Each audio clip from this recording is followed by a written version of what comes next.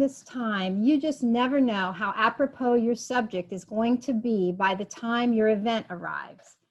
And I could not be more pleased that tonight we're going to mark a key anniversary, but we're also going to discuss the urgency of the topic of voting rights today.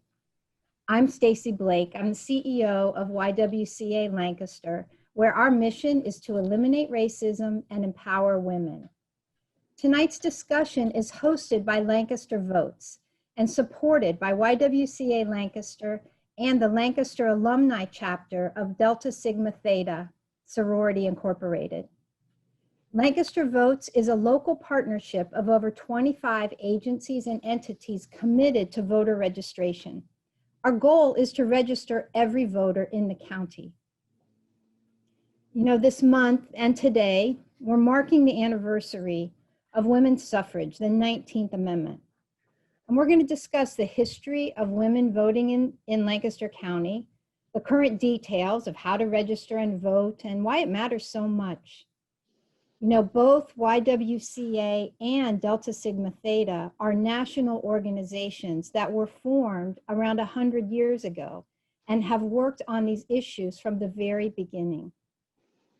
I also want to thank the Lancaster County Community Foundation for sharing their resources to make this Zoom possible. This is a nonpartisan event and discussion.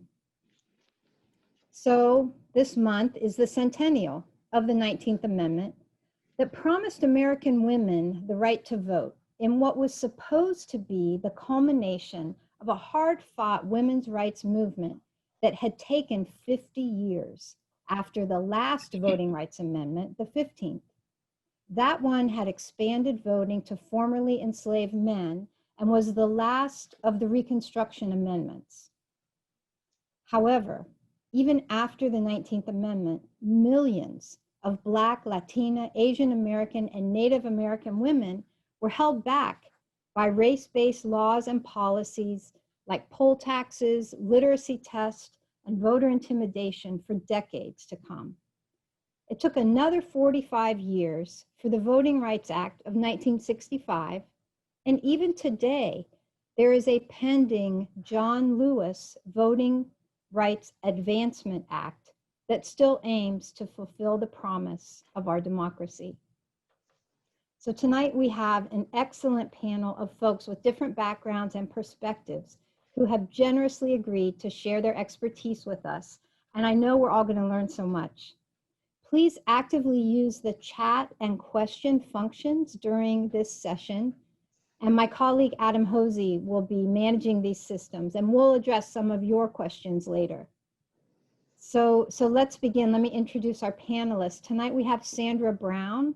She is representing the Lancaster Alumni Chapter of the Delta Sigma Theta Sorority Incorporated. Hi, Sandra. Hello. Tonight we also have Chelsea Reimann. She's the director of the Alice Drum Women's Center and LGBTQ+ Student Life at Franklin and Marshall College. Welcome, Chelsea. Hello, thank you. It's nice to be here with y'all. And then finally joining us tonight, we have Randall Wenger. He's the Chief Clerk and Chief Registrar of the Lancaster County Board of Elections and Registration Commission.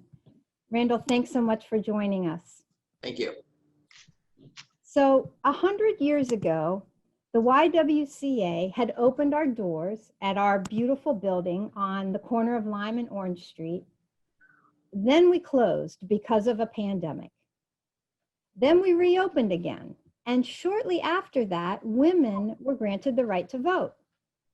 This was actually despite the men of Lancaster County who had voted no on the question. So at that time, the YWCA women gathered in the library that we still have today and began to organize presentations and trainings to teach local women how to use the ballot and how to think about candidate choices.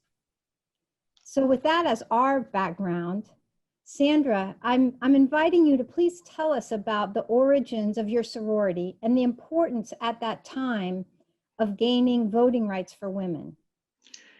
Well, Delta Sigma Theta sorority began its work in social activism when our founders participated in their first public service. And their first public service act was the Women's Suffrage March. And that march actually took place on March 3rd. It was actually 3 months after we had been founded as Delta Sigma Theta Sorority Incorporated. And after establishing the sorority, 22 young women on Howard University campus participated in the Women's Suffrage Parade. Now, Delta Sigma Theta Sorority was the only African-American organization to march. Despite the tremendous risk, they marched for women's rights, they were marching for human rights and the rights and equality. And these are some issues that the students themselves were working on as they were in college.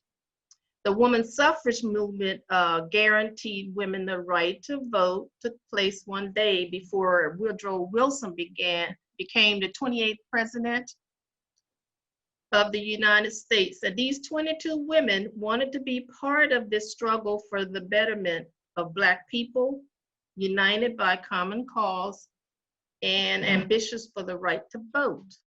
So they wanted to join in. Now, I know most of you have heard a lot about Susan B. Anthony. There are also some names that should be there that you should be aware of. Women who were there whose names were suppressed by a century of fragmented historians or history. And the traditional narrative often left these women out because they were not the group of women, the white middle class or story for women's rights. They were not included. So one woman that you really need to be focusing on that most people have no idea about is Ida B. Wells. And she was one formidable activist. And what happened was she had a suffrage club in Illinois. And she was one of the delegates who were supposed to come and participate in the suffrage march. But she received a letter that saying that they were not welcome. And of course, it was the African-American groups that they did not want to participate in at that time. So what she did, she wrote a letter asking for permission to participate. But they said on one condition, if you march at the back of the line. So when she got there, and this is how the 22 young women became involved, because they were active already on their campus and they wanted to be part of the public service because we are a public service organization. So when the young ladies got there, they did go to the back of the line. But however, Ida B. Wells and I think Mary Church Terrell went in line and marched with the women. They immersed themselves in, they did not go to the back, and they marched in the suffrage. At first, Black suffragists have been rejected from joining the parade, but she went ahead. And there's always been, with the women's suffrage the suffrage movement with women, Black women, has always been the race part that went along with that. Mm-hmm. So other women that I think you should know about is some of our founders is Bertha Pitt Campbell, and she participated. She was, actually she joined us on the 100 year of enactment, walking down Pennsylvania Avenue. And she decided that she wanted to walk. She was 92 years old, would not take a car ride. There's another woman named Edna Brown Coleman. She was a valedictorian of her class and president. And then there was also Frederica Chase Dodd, established the YWCA for Black women in Dallas. Mm-hmm. So they were involved. Vashti Turley Murphy, her granddaughter, Bishop Vashti Murphy McKenzie, is our national chaplain for the Delta Sigma Thetas. And this is her granddaughter. Mm-hmm. Eliza Shippen was the first woman to become Black woman who earned a PhD in English literature from the University of Kent. So see, here, these are some of the women who participated in the Women's Suffrage March.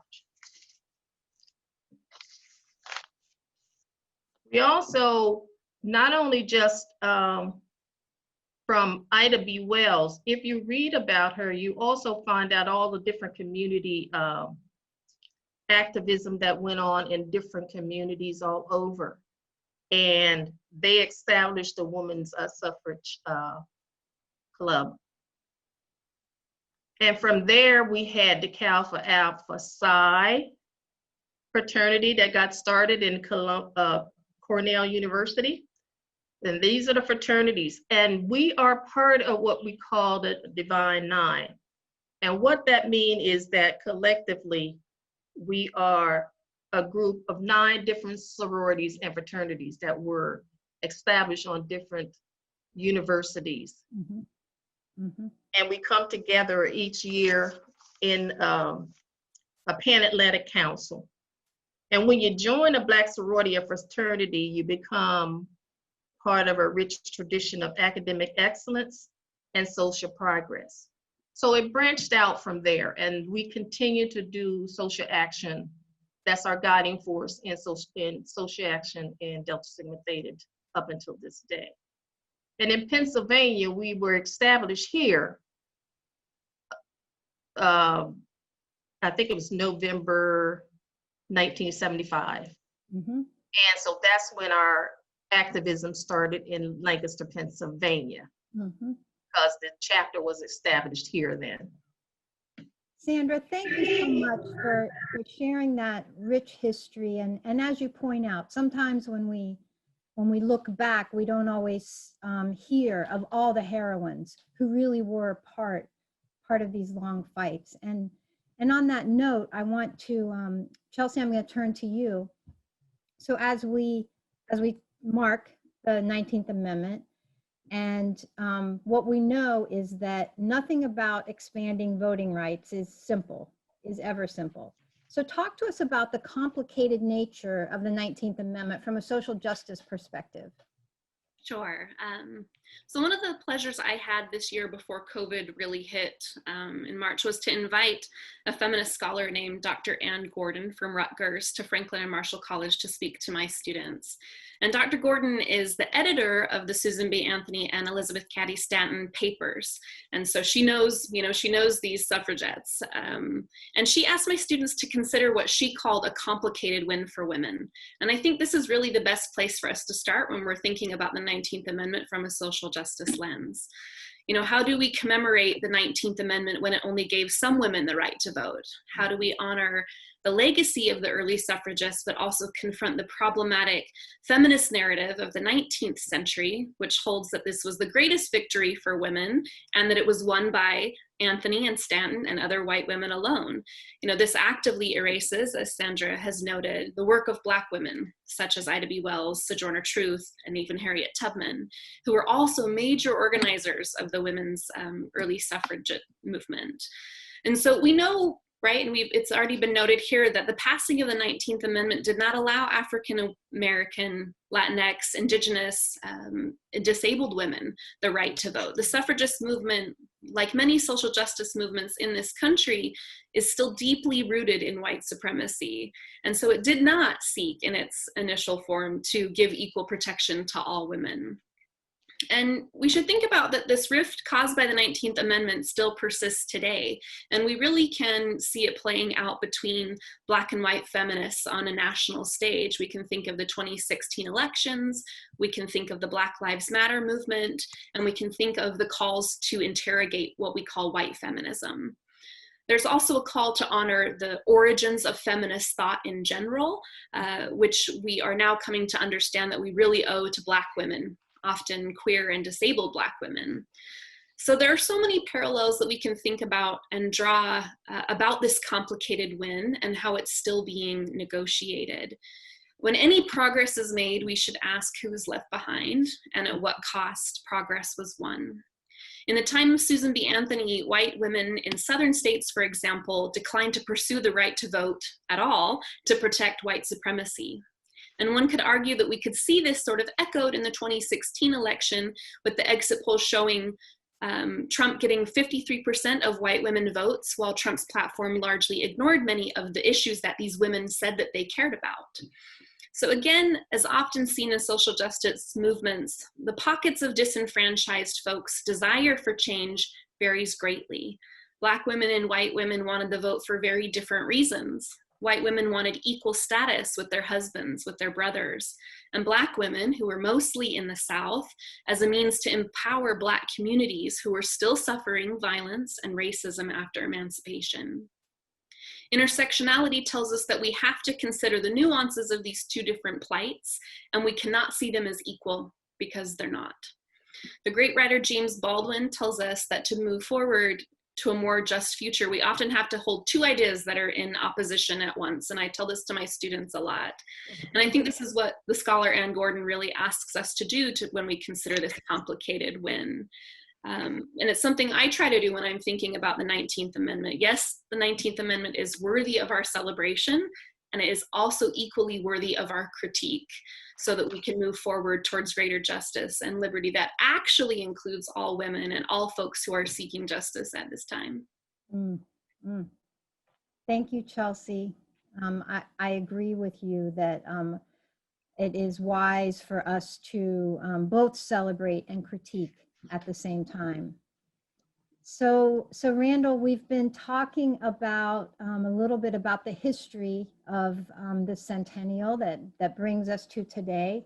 So I invite you to please tell us about the role of your office in administering the elections in our county, and what's the intersection? How does it work also with the Board of Elections, the Registration Commission? Can you explain all of this to us, please?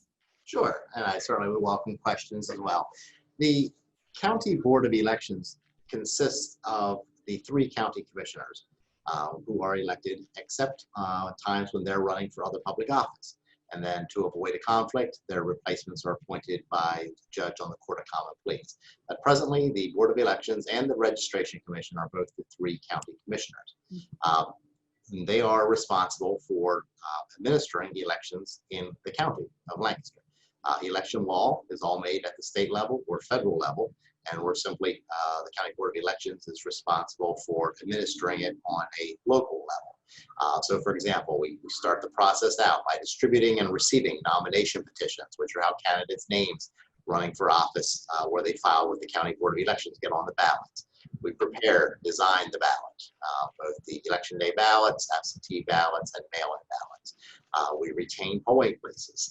We survey prospective polling places, seeking whether they're ADA accessible, whether suitable for the purposes of voting.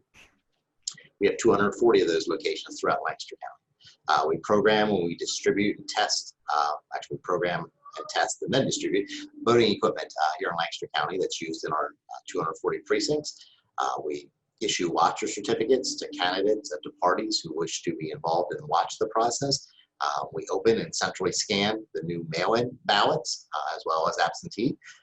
We certify the election results to the state, and we send out certificates of election to the winners of election offices where the candidates filed with the County Board of Elections. And then we also provide transparency by receiving and retaining statements of financial interest for elected officials, nominees, public employees here in the County of Lancaster. That's overview of what the Board of Elections does. The Registration Commission, as its name indicates, is responsible for the voter registration side of things, which would be distributing and receiving voter registration forms, of course, processing those forms to properly update the voter registration rolls with candidates, with voters, changes of name, with change of address, change of party affiliation. We furnish street lists to candidates that are circulating petitions. We also are involved in the Registration Commission prepares the poll books, which are used out at polling places where it has a list of all the eligible voters who are permitted to vote at that polling place and their signatures, which are used to identify those voters. As of January, we went into this year with about 327,000 voters. I expect by the time we get to the close of registration in October, we'll be somewhere closer to 340,000 registered voters in Lancaster County. Wow, Randall, thank you so much for that thorough description. You really are key to this whole process, obviously, all, you know, from beginning to end. And it's really good to know that. And since you mentioned that you expect that voter registration will still increase between now and November 3rd. If anyone on this call is not yet registered to vote and you're in Lancaster County, I encourage you to check out that link in the chat box, lankvotes.org, which can point you to the resources you need to register. Sandra, I want to come back to you. You mentioned to us about your sorority and the social action focus. And when I checked out the website, you know, there's a number of social action priorities this year, and the top 3 all have to do with voting: sponsoring voter registration activities, combating voter suppression, and restoring voting rights for individuals who have paid their debt to society. So why are these your priorities right now? These priorities right now, for this time and before, directly affect the African American community. We have several resolutions that we try to we visit the legislators to bring this information out to the forefront. First of all, there's restoration. We were talking about restoration of ex-offender voters' rights. According to the Brenner Center for Justice, nearly 6 million American citizens are unable to vote because of the past criminal conviction, with as many as 4.4 million of these individuals working and raising families. So that's one of the issues that we want to bring forth, that these people have paid their debt to society, but they still cannot vote. There is a disproportionate impact on minorities. 1 in every 13 African Americans, specifically 13% of African American men, have lost their right to vote. And the statistics is 7 times the national average. So we chose these, not that we can't choose others, but these are the ones that we're focusing on at this point that is urgent that we pay some attention to. So these are some of the, most of all of us in our national sorority are focusing on these initiatives. Great, thank you.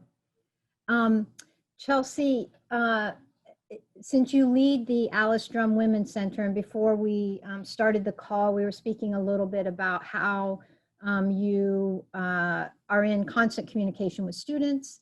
And so I'm wondering, you know, from that vantage point, what are you seeing as voting concerns for women or students right now?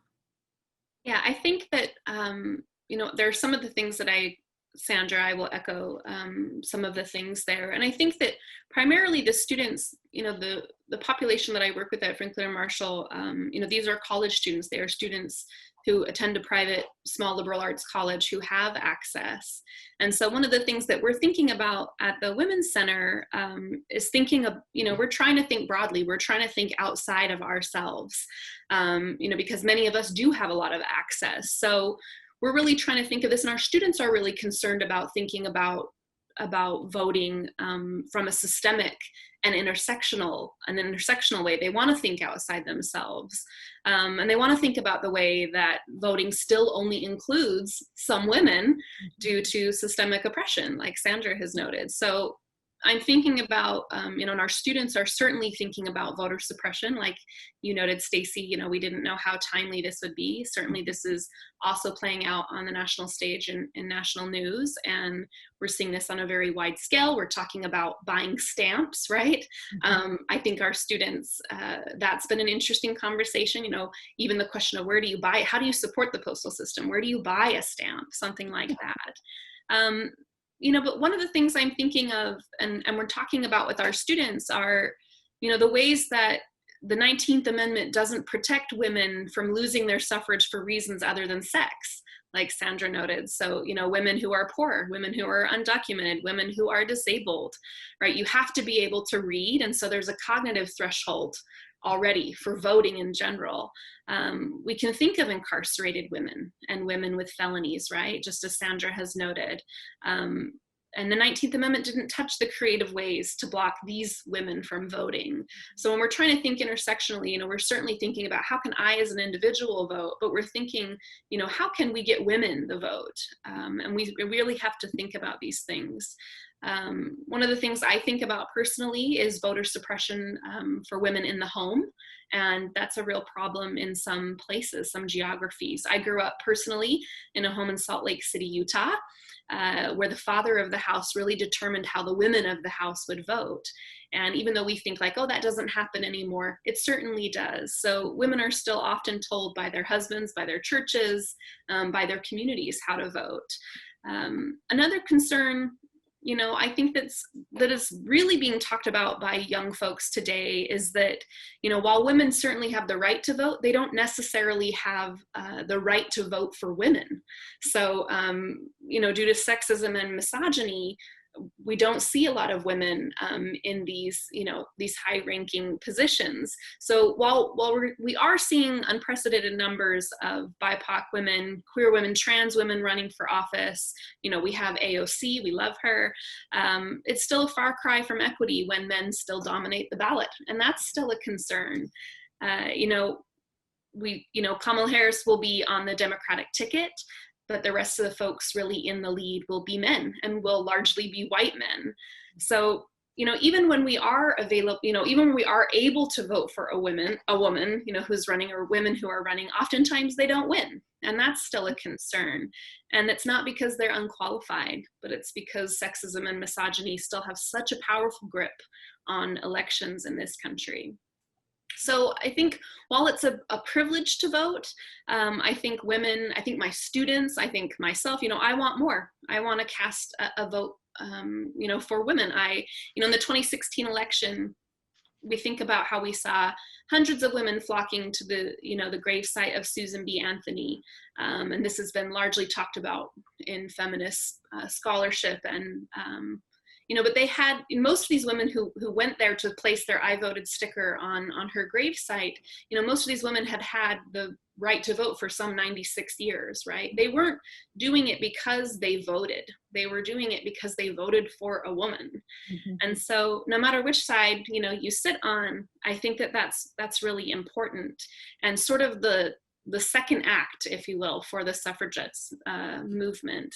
I think women want to see candidates that not only reflect our values, but we want to see candidates who are women, who are Black, who are brown, who are queer and trans, disabled, women that are immigrants, women that are poor, women that are survivors, and women that are still fighting, as many of us are, for equity in this country.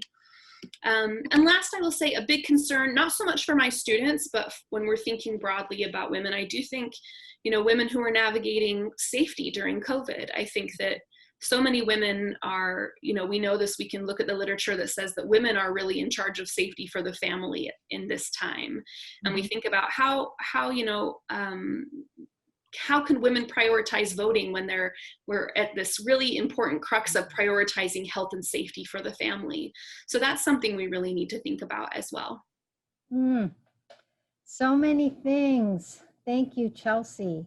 I'm struck by something that was pointed out about sometimes the different concerns of Black women or white women when it comes to voting historically. And one thing that we learned this year, YWCA National, conducted a poll of women, and it had some interesting findings because overall, women had more in common on some top findings, some top issues. And one of those is that women are highly motivated to vote this year. Number two, they are aligned in thinking about keeping their family safe. You mentioned safety, concerned about health care that's affordable, concerned about family income. And they also want leaders who will take action to protect them against sexual harassment, sexual discrimination, domestic and sexual violence. So this is, these are, on the one hand, it doesn't surprise us that much that women would have so much in common, but it does run counter to the narrative sometimes that we're so divided. So I want to come back to you, Randall. I am new to the area, but one thing that I learned when I came here is that there were some pretty significant statewide voting law changes this year. And so I was hoping that you could tell us what's new and, as voters or potential voters, what do we need to know? Certainly, thank you. So the biggest change, actually for generations probably, that is in place for 2020 is the mail ballot for any Pennsylvania voter who is interested in voting by mail. We've had absentee ballots for decades. An absentee ballot required that you be absent from your municipality for work, duties, or occupation, or that you were unable to go to the polling place because of illness or physical disability. And we still have absentee ballots because those criteria for absentees are established in the Pennsylvania Constitution. But our lawmakers wanted to be able to offer a mail ballot to all voters. And so instead of calling it an absentee, and that's a bit of confusion for some folks, it has a different name. It's essentially the same thing, but it has a different name, and it's called a mail-in ballot. And a mail-in ballot is different from an absentee in two regards. One, any voter in Pennsylvania is eligible for it. So you don't have to be absent from your municipality, you just simply want to vote by mail. So that's thing one. Thing two is you can submit an application, permanent mail ballot application. For disabled voters, there was a permanent absentee application where with physician certification, and in Pennsylvania, permanent is never really permanent. In the case of disabled voters, permanent or elderly voters with chronic issues, permanent was 4 years. Now, for mail ballot, a permanent ballot mail-in application, and when you submit that permanent mail-in application, you will receive a ballot for all elections up through the next February to which you are eligible to vote. So if we had 40,400 voters in the primary who requested to be on the permanent mail ballot list, if they submit another application, that application, I was just answering a question from one of the participants here, that application will be denied as a duplicate because you already have an application ready for the November election. And so if you're on the permanent mail ballot list, you'll receive a mail ballot for the November election. And then next February, you'll receive a renewal notice. Dear voter, do you still wish to receive ballots in 2021 by mail? If so, return this and send it to the County Board of Elections. If not, ignore it. If they don't return it, they will not get ballots in 2021, but they will get another reminder in 2022. Dear voter, you requested to be on the permanent mail ballot list. Would you like a mail ballot for 2022? And so that's the process. If, of course, they do return the renewal in February, then I'll get a ballot for the remainder of that year as well, so the next calendar year. So that's the mail ballot is probably the biggest change. There's some other changes. Those absentee ballots used to be scanned out at polling places. The deadlines changed. Absentee ballots used to have to be in to the County Board of Elections by 5 p.m. on the Friday before the election, because on Saturday morning, they would be delivered to the poll workers to be taken out to the polling places with their other supplies. Now, the deadline for mail ballots to be returned is 8 o'clock p.m. election night. And that, because of that, all mail ballots are kept and centrally scanned by the County Board of Elections. And so in the primary, we had issued about 63,900 mail ballots. We had about 57,000 of them come back as voted. And they were all kept and centrally opened and scanned here. We've procured some additional equipment to make that process go quicker and smoother. Also have some additional space available to help be able to social distance those who are opening envelopes and extracting ballots, which is the slowest part of the process. Straight party has also been eliminated in Pennsylvania, new for 2020. Viewers may be surprised. There will not be a straight party option on the ballot. You go through the ballot and you vote for the candidates of your choice. You don't get a straight party option anymore. It used to be the first thing at the top of the ballot. Some other changes in deadlines. Voter registration deadline went from 30 days before the election to 15 days before the election.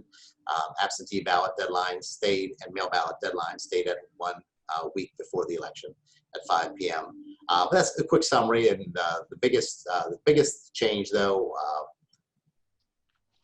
is the mail ballots for anyone who's interested. Okay, so if I understood you correctly, mail ballot equals absentee ballot in Pennsylvania. It's essentially the same thing. It says something different on the top, but yes, it's the same ballot. You just don't need to provide an excuse in order to apply for it. Right. The process, how they're approved, the processing is exactly the same. Okay. And another follow-up on that, Randall, because we've talked a little bit tonight about restoration of voting rights for people who have been convicted previously, what is the current situation in Pennsylvania? There's no change in Pennsylvania that I'm aware of. The Department of State has a very nice interactive thing at Votes PA to give people specifics depending where they're at. But as a general rule, once you have paid your, the time of incarceration has ended in the case of a felon and you've been released, you are able to re-register and vote. But a felon that is incarcerated in an institution is not permitted to vote under Pennsylvania law. But once you've paid your debt to society, so to speak, you've been released, you're able to re-register immediately to vote. Okay. Okay, great. That's great clarification, because we have heard, you know, the situation in Florida has been in the news a lot, where folks are not able to vote at this point unless they have also paid all their fines and fees. So thank you for that clarification. I want to turn, and I'm going to have to Adam, I need a little bit of help from you about some possible questions. Yeah, hi. So Randall has been doing a good job of answering the questions right in that Q&A, but Randall, I think it would be worth it for everyone to kind of hear the answers about plans for drop boxes and the general concern that mail-in ballots are not going to be counted in time to hear a result from Lancaster County in a timely manner.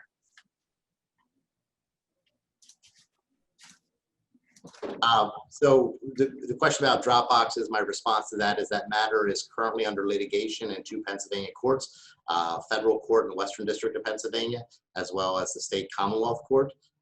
Lancaster County did not have a drop box outside of our lobby in our building, which was closed during COVID. We had a box 70 feet from our front door, but that was because the building was closed. Because the matter's under litigation, voters can personally deliver their own ballot to the County Board of Elections and during county business hours. And of course, we'll be open election day, 7 a.m. to 8 p.m. That we're happy to personally take a voter's ballot from them. The Dropbox matter, though, is under litigation. I don't see that there'll be too many counties expanding. I would expect there won't be too many counties expanding the use until that matter is resolved by the courts. Mm-hmm. Yeah. And was there another question? Yes. What is the county doing to make sure that mail-in ballots will be counted on time?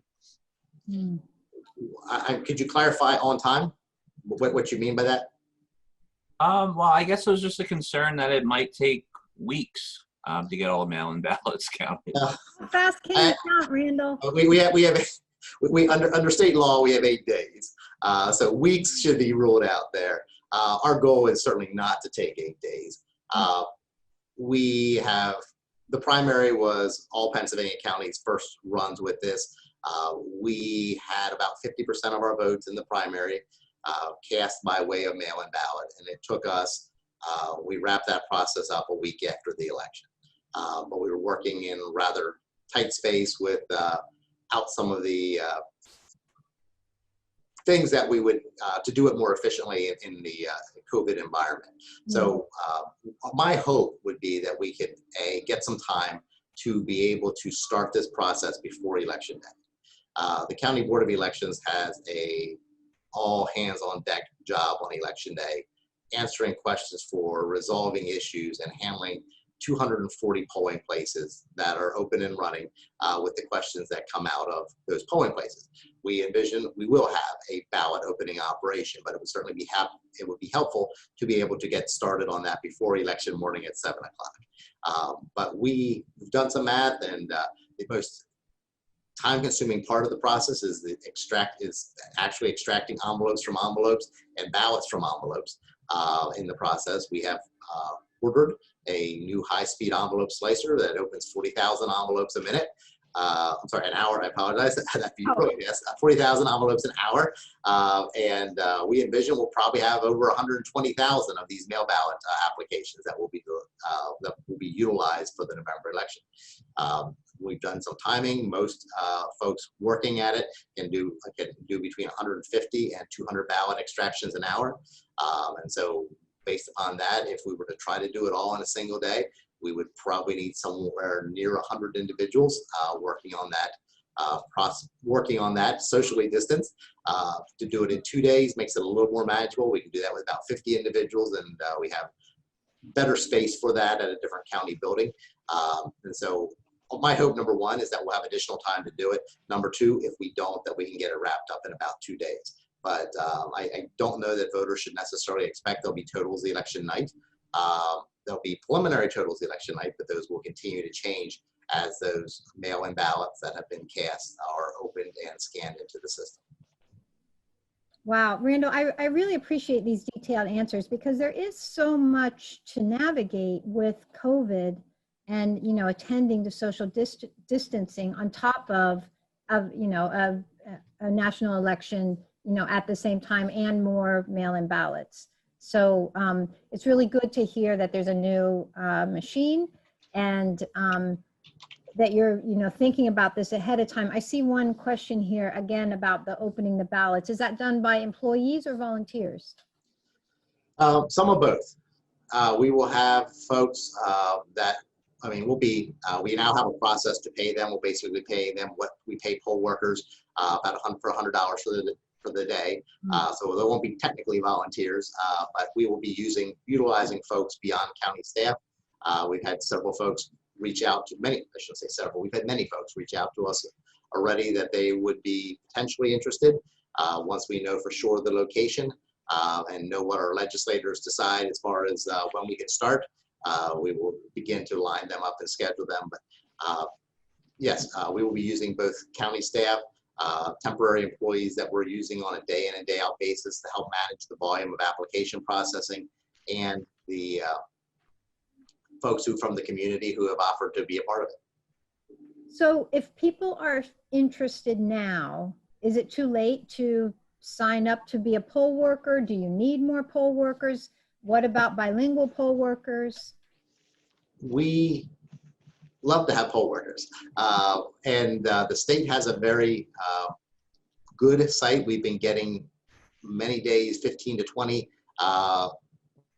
interested folks a day contacting us, willing to serve as poll workers. One of the questions on there is, do you have any special skills? Are you available to assist in any other language, including American Sign Language? And so we are certainly always in need of folks that are able and willing to do that.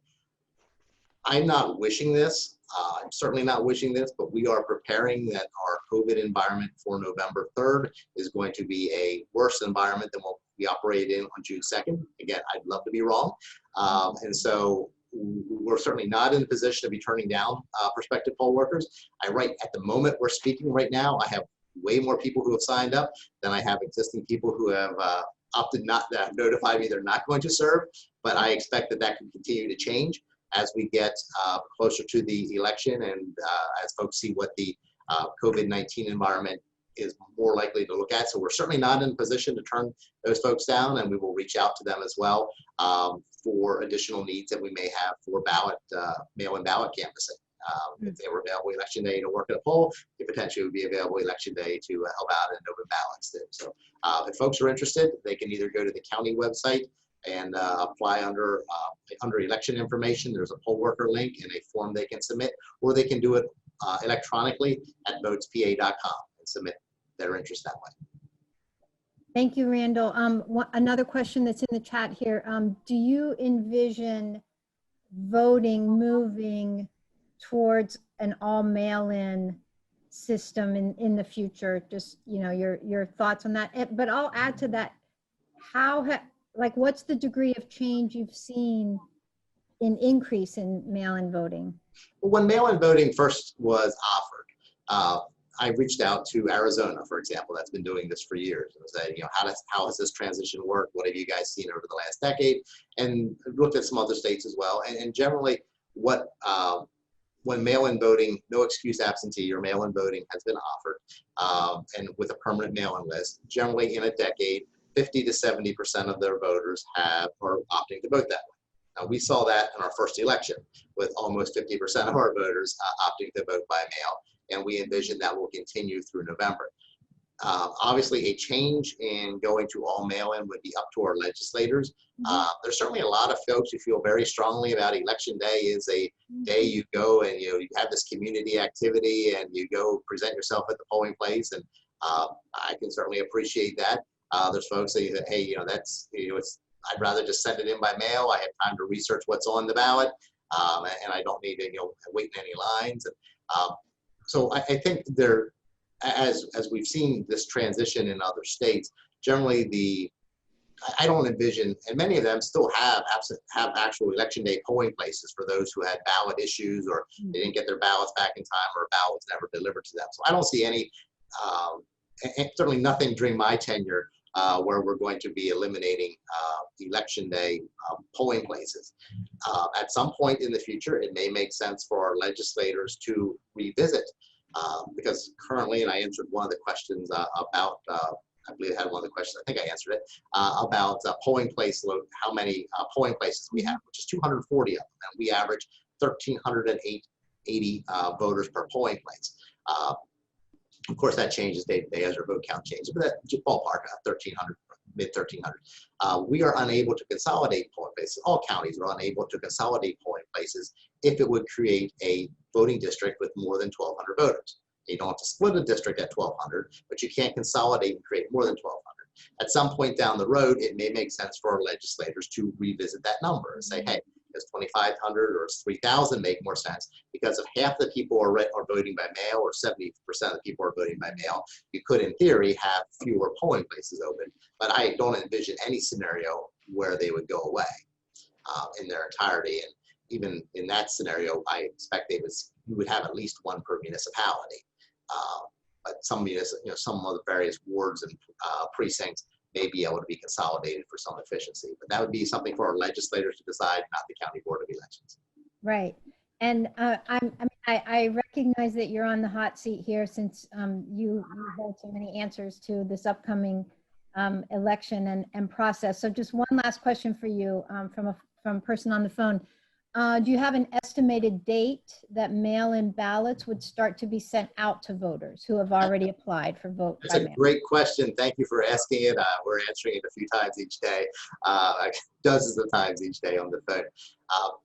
In the Pennsylvania Election Code, there are changes. Well, first of all, there's folks who think we should have ballots in their hands right now, and parties have not completed their nomination conventions yet.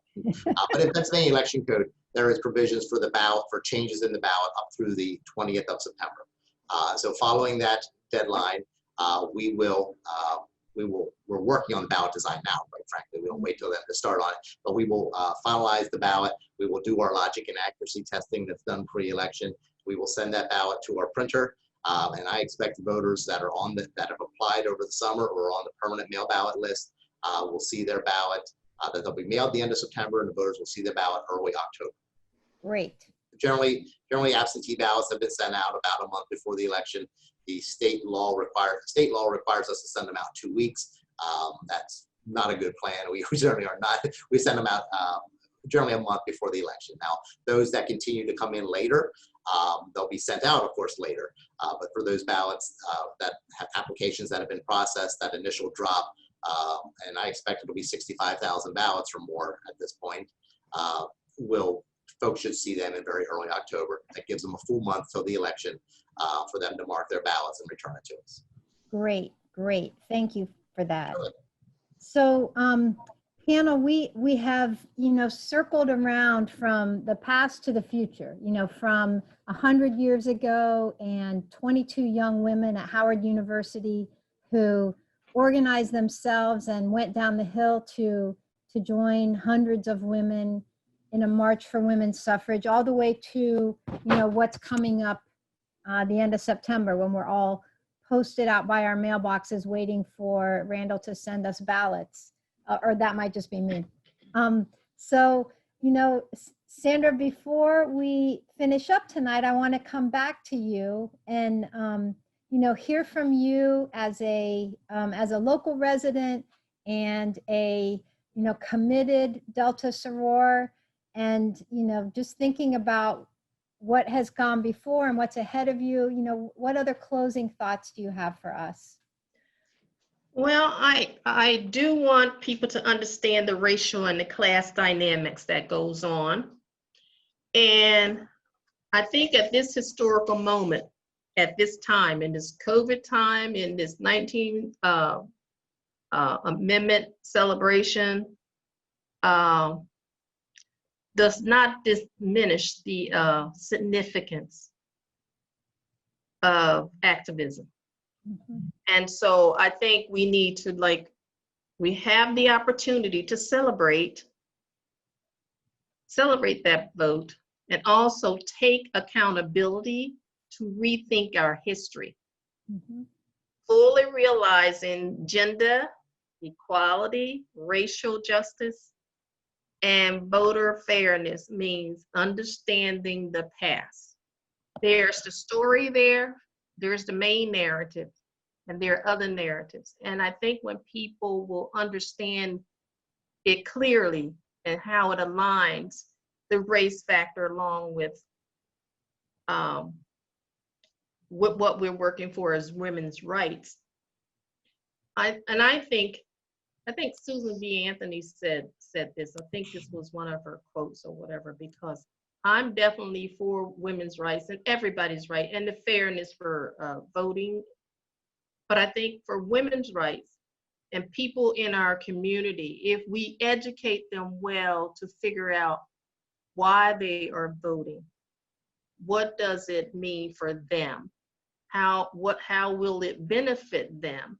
I think the more education we do, because every woman with a child or with children, they want the best for those children.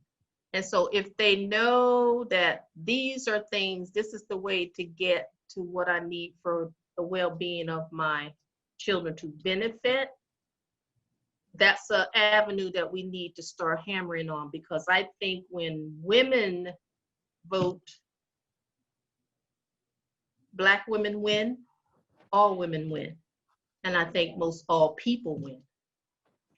So I think we need to really push that in. I don't want to sound like, okay, I'm just talking about the Black woman, but I think women in general, when we unite and move that race thing to the side and think about the issues that we need as women.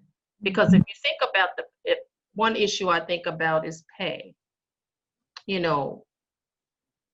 Making a better pay for a woman who has children at home. If you think about what's happening today with children, women with children who need to go to school right now, babysitting, early childhood, those things impact the family tremendously. So I think if we can get those women out there and then get issues that really directly affect them and let them know how this can help and benefit them, I think we are moving in the right direction. And this is a great opportunity and a time to be able to do that. Thank you, Sandra. And on that point of history, I do want to just add to the local history. I'm going to drop two names in, Maud Coleman and Frances Harper. And Yes.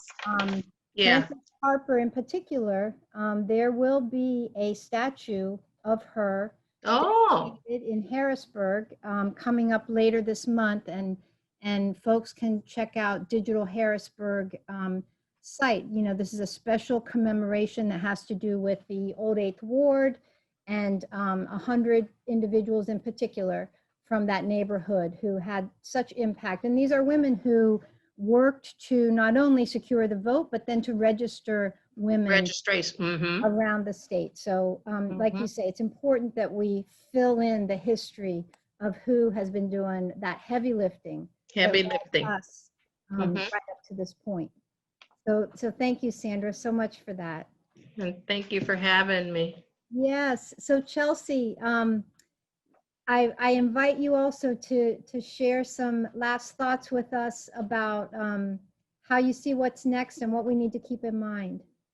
Yeah, I will mostly just echo Sandra. I think that, I think that we can think of, I'm excited to think of voting as this thing that we get to do. And so many of my young students vote, I get to witness them vote for the first time. That's really exciting. And with mail-in ballots, that may be a little bit different, but they certainly, want to talk about it. And I do think that we should think about, we should be future thinking. We should be thinking about this election, but we should be thinking about the fact that elections come around. They're as sure as anything else. And so I think one of the ways that we can think about the 19th Amendment is to really think about who are the women that we're supporting today.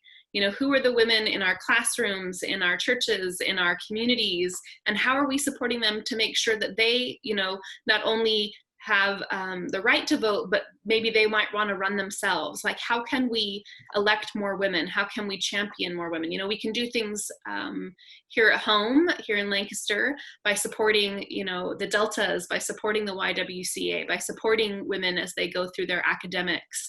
And I really think that we have to think really broadly. And then we also always have to think about, who are still the folks left behind, like I noted before. I think that, Randall gave some great insight onto how certain voters among certain populations, can gain access to vote. But we still need to think about these things. These are extra steps for folks, right? So if we consider a disabled voter, who may not be able to get to one of those ADA accessible voting places, they may have to ask for, that mail-in ballot or that absentee ballot, and that's an extra step. And that when we think about access and we think about the burden, right, of how access works, we have to think that that is an extra step.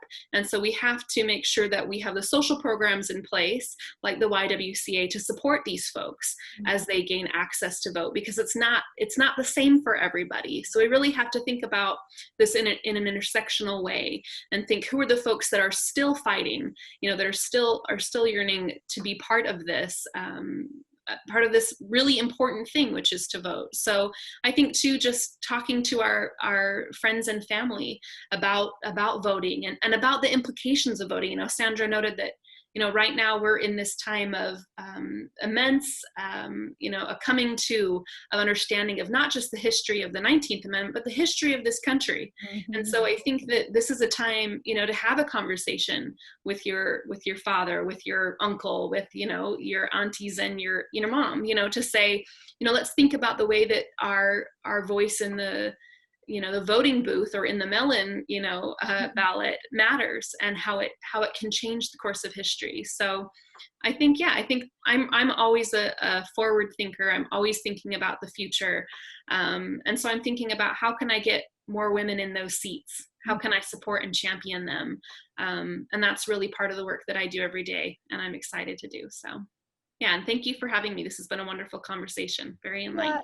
Thank you, Chelsea. And I appreciated you reminding me of sort of the excitement of being around first-time voters, the students. And that really is so invigorating and encouraging. And also how you mentioned, there's so much focus on November 3rd, but my goodness, there's a bunch of other elections that come, not too long after that. And Mhm. as we know, it's often the local elections where we can really more intimately see and feel the impact of our choices.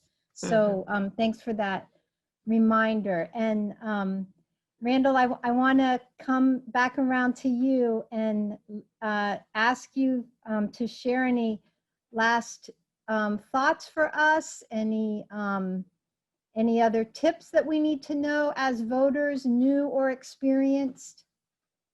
Thank you for the invitation. It's been a pleasure. We have a document on our website, and Chelsea I don't know if Chelsea's involved with the F&M Votes group or not. I know we provided it to them in the past and those go in the past. And it's been refined a bit more now on our website. If you go to www.co.lancaster.pa.us/elections. Your moderator's been doing a great job putting these links up there. And then at the bottom of that page, we have a link to become be an informed voter. And basically, it's all how to check your registration, how to find your polling place, how to see what your sample ballot's going to look like, to decide whether you want to vote by mail or vote in person, and then how to follow through on that.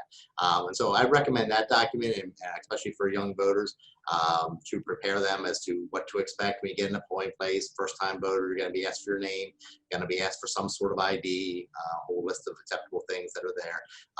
But just so folks know what the expectations are, and to help them be an informed voter, to know where their polling place is, to know whether they're registered or not before the registration deadline comes and passes, and those sorts of things. So, I mean, that document I think is helpful for new voters, is helpful for voters who don't do this every single election. As you mentioned, we have 2 of these things a year, a primary and either a municipal or a general. And your point was spot on about those municipal elections where we're electing school directors and borough council members and city council members and township supervisors, constables and local election officials even next spring. Those are people who are actually working much closer to us, and those elections frequently have lower turnout because they're not as high profile, they're not as sexy as national campaigns, but they're just as important. And but no, that how to be a prepared voter document, it's certainly on our website. It's certainly something I would, for additional information, would direct folks to. And if they're interested in a mail ballot, I would encourage you to apply well in advance of the deadline. There is not time if you wait till the very last day to apply, 5 p.m. the Tuesday before. If you wait till the last hour of the last day to apply, the County Board of Elections has 48 hours to process your application. It's 2 days to mail it out to you. You put it back in the mailbox the next day, it won't get to us in time. It's not because of any changes with the Postal Service. That's just been the standard since 2014 or so, when we went to 2-day delivery for local mail. Waiting till the deadline will not work for you if you're going to try to do it all by mail. Now, if you're going to walk in with your application and do it here at our counter, that's fine. But if you want to do the process by mail, I would encourage voters to apply early and not to wait till the deadline. Because that also, if there's an issue, for example, a voter forgets to sign their ballot when they mail to us, then we have time to mail it back to them to get them to sign it. If they've waited to the deadline, there's not time to complete or to correct that deficiency. So again, I would encourage voters to apply early. Ballots will be mailed out. First ballots will be mailed out about a month before the election. It gives them plenty of time to make their selections and return them early. This helps our workflow to move more smoothly through here, as well as the voter can check the status of their ballot. We have a link on our website right above my contact info, how to see, it'll show you when we've mailed a ballot to you and when we've received your voted ballot back in here, so they can confirm everything has made the trip that way. So anyway, thank you so much for the time. I appreciate it. Thank you, Randall, and really thanks for all those great tips about how to track your ballot and when we all should be thinking about where is our ballot end of September, early October. I want to thank these great panelists. For folks who joined us tonight, there is a survey in the chat box. We would love to get your feedback. This is part of our Community Now series, and we have another one coming up August 26th. Speaking of elected officials, Mayor Sorority will be joining that Community Now discussion along with Tracy Jones and Tanae Darby. And the topic for that session is what's happening now with regard to racial justice in the city. This is a part of a series of conversations we've been having where we talked about nationally in the aftermath of George Floyd's killing, and then within the county. And then this next conversation will be more specific to what's happening in the city.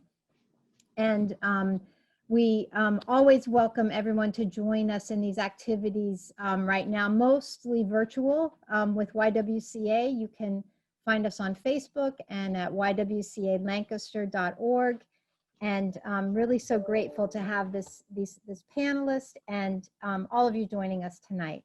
So have a wonderful evening, and hope to see you on another Zoom sometime soon. Thanks so much.